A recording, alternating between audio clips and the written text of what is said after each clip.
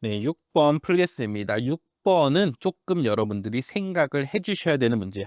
자, 마지막에 문제가 뭐 구하래? 2x 바 y가 주어졌을 때 x의 기대값에 또 기대값을 구하라죠.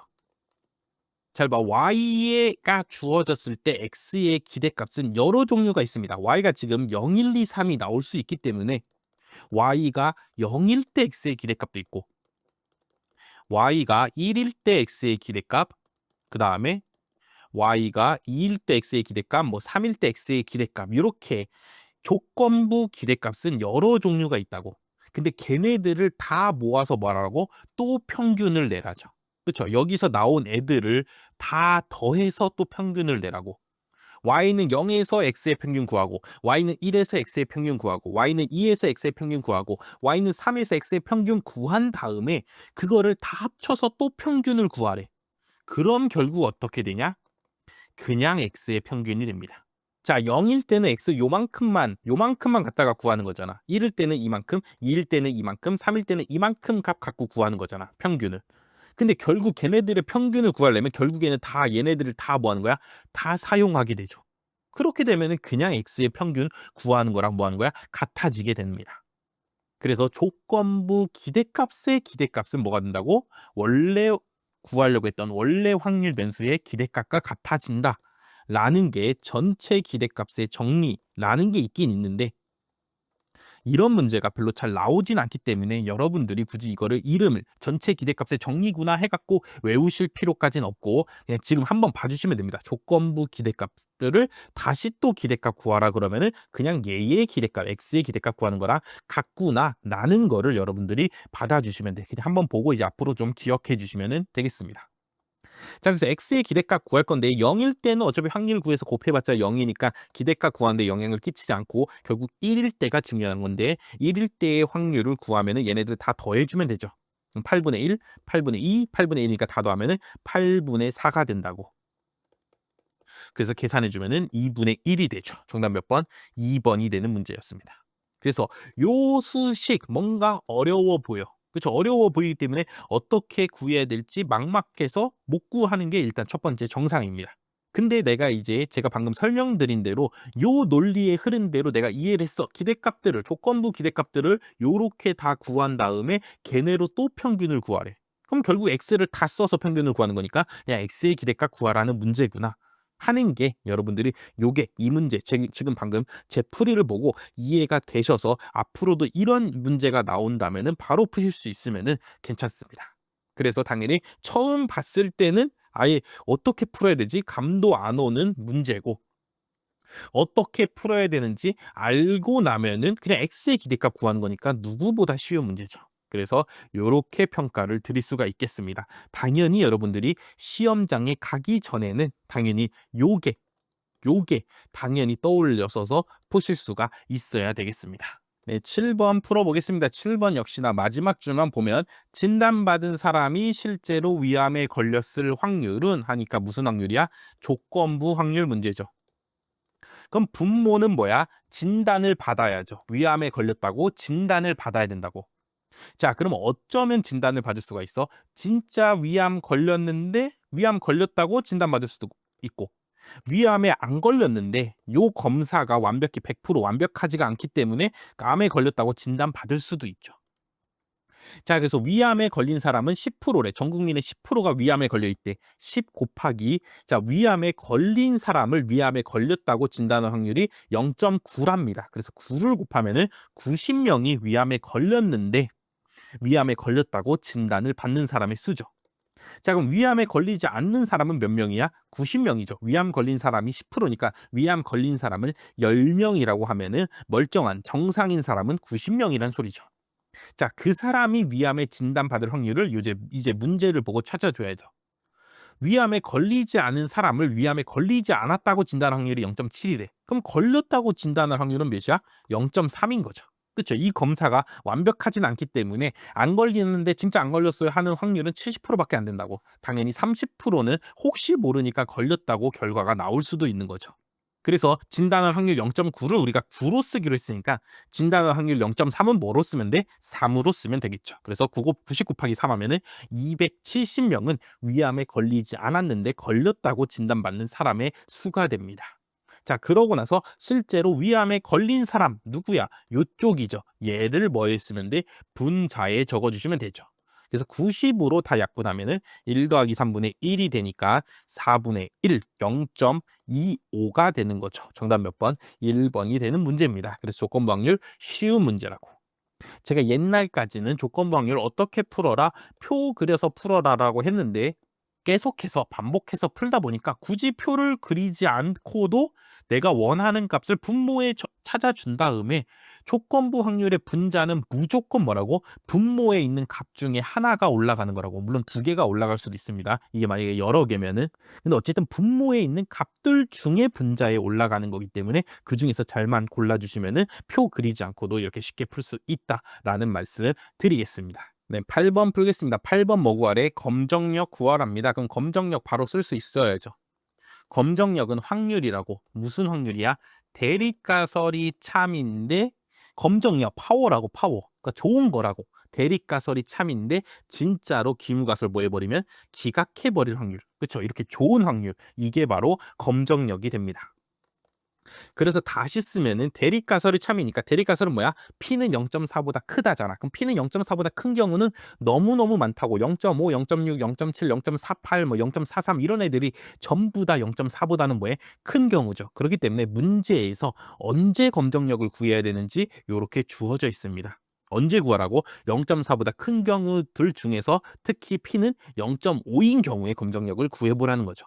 그래서 대립가설이 참인 경우는 P는 0.5인 경우고 여기에는 기각할 확률인데 기각은 언제 해? 기각력이 나오면 기각한다고. 그래서 여기다가 뭘 적었는데 기각력을 적어주시면 됩니다. 5 이렇게 되겠죠. 그래서 다시 쓰면은 P는 0.5일 때 X가 5 이상 나올 확률을 구해보라는 문제죠.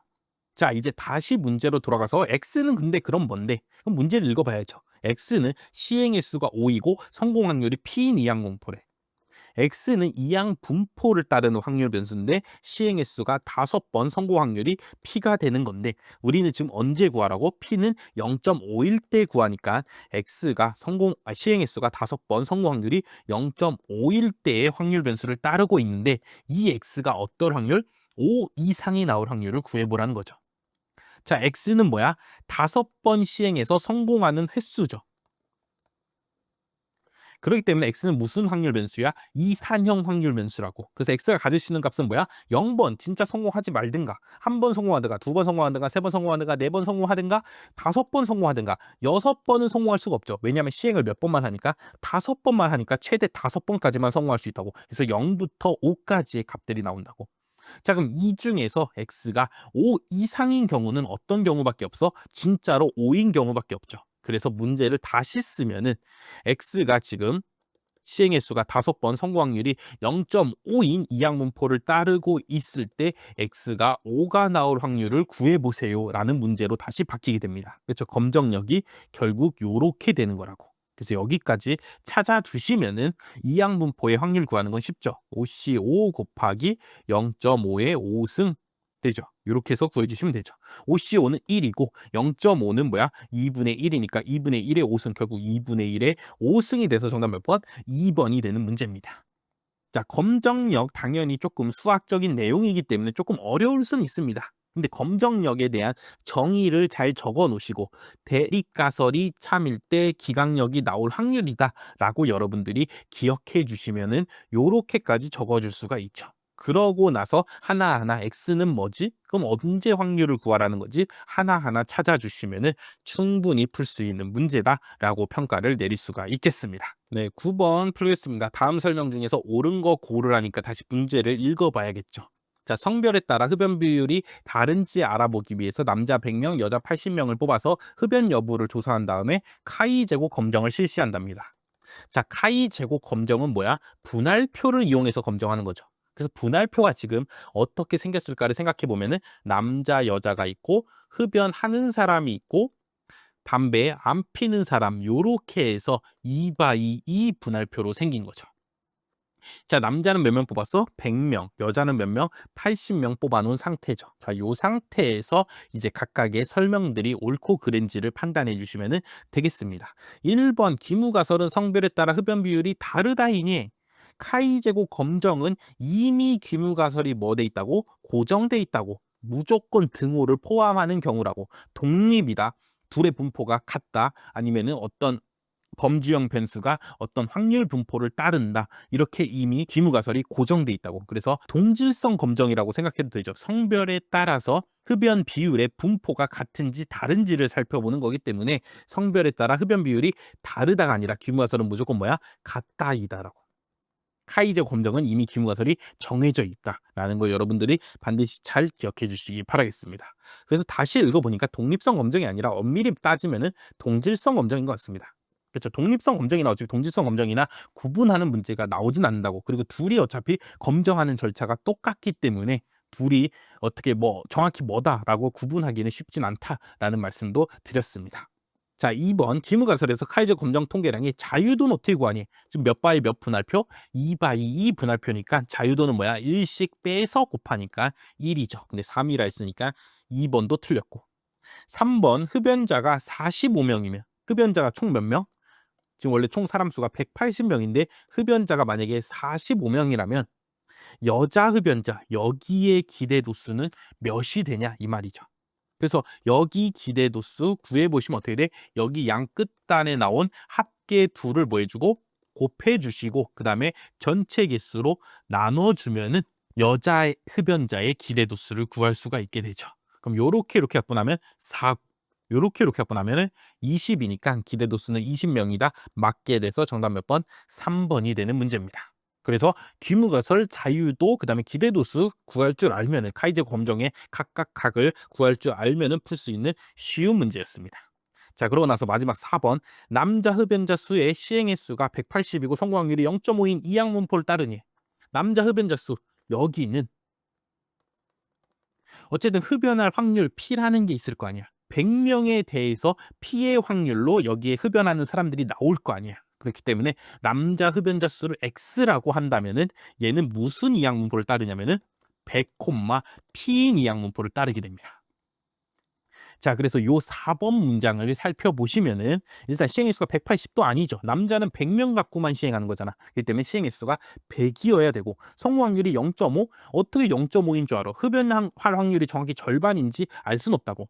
지금 우리가 이 카이제곱 검정의 귀무가설은 뭐야? 여기의 비율과 여기의 비율이 같다만 알 수가 있어. 여기가 3대 7인데 여기도 3대 7이다. 뭐 이거를 지금 증명하는 거라고. 정확히 5대 5냐를 증명하는 건 검정하는 건 아닙니다.